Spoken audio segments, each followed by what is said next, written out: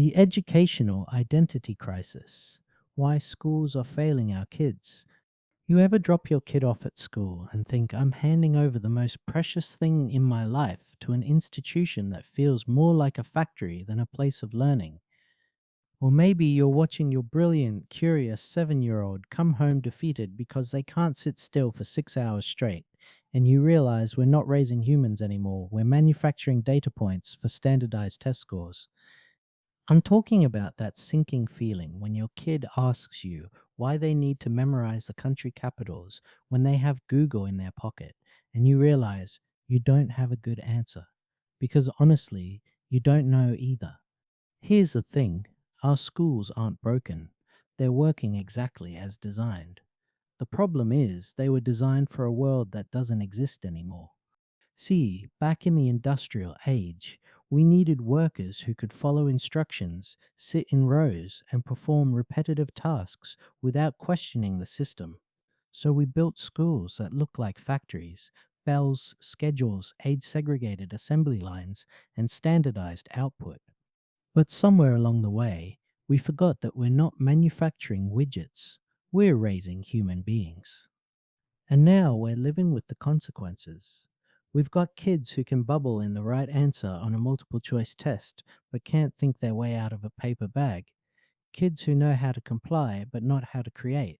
Kids who've been so overscheduled and overmanaged that they don't know how to be bored, let alone how to turn that boredom into wonder.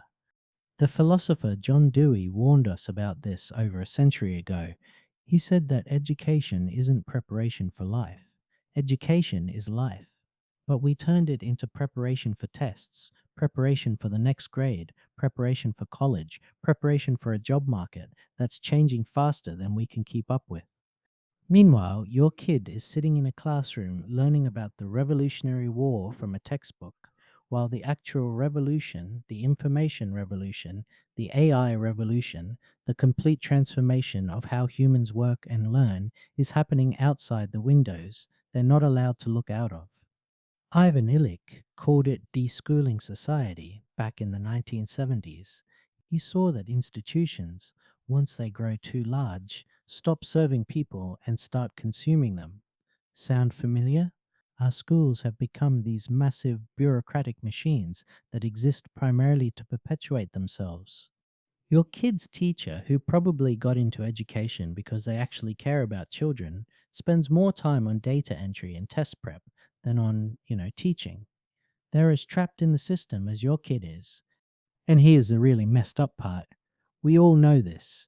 Deep down, every parent knows that forcing a child to sit still for hours, memorizing information they'll never use, then regurgitating it on command, isn't education, it's conditioning.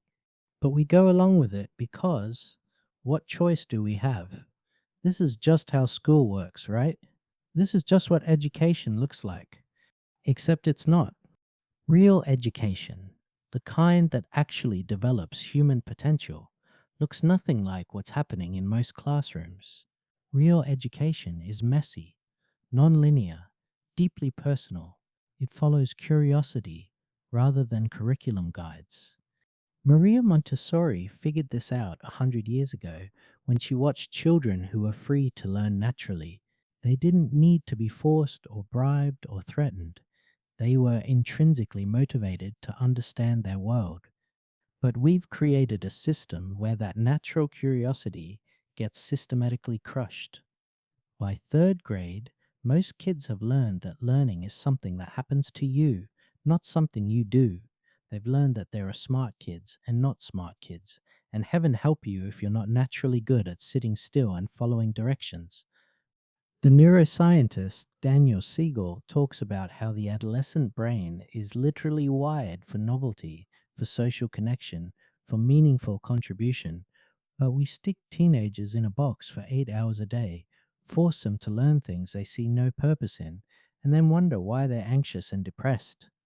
We're essentially running a massive psychological experiment on our children, and the results are in.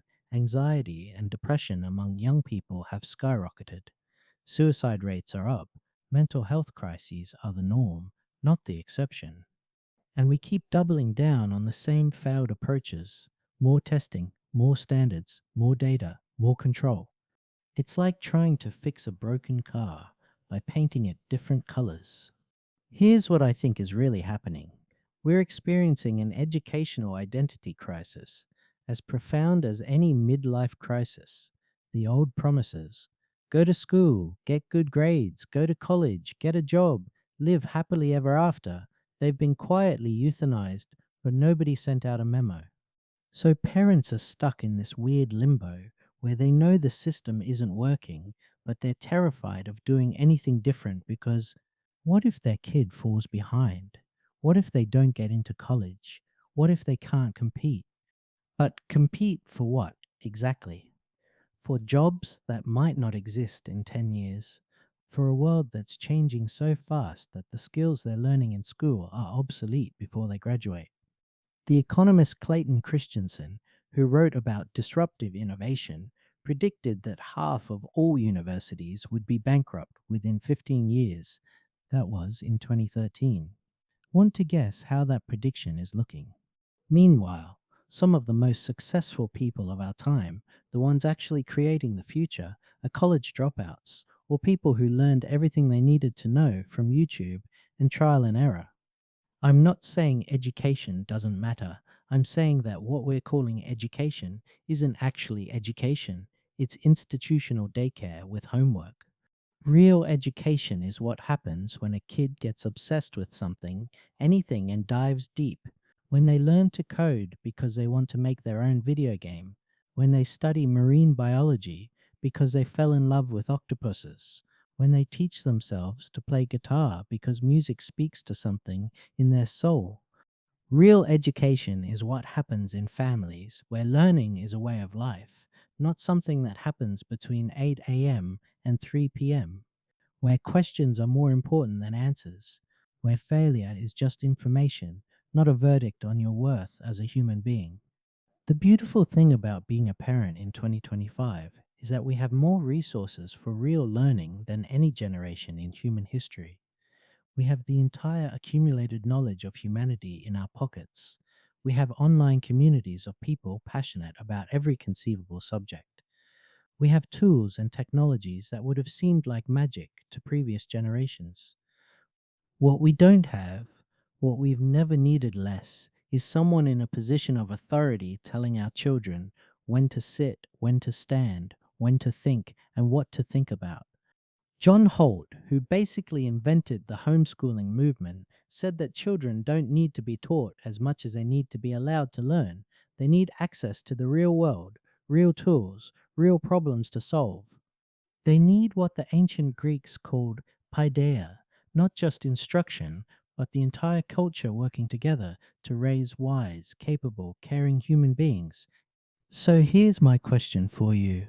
What if we stopped asking how to fix the schools and started asking how to create better humans? What if instead of worrying about whether our kids are keeping up with arbitrary standards, we focused on helping them become the kinds of people who create their own standards?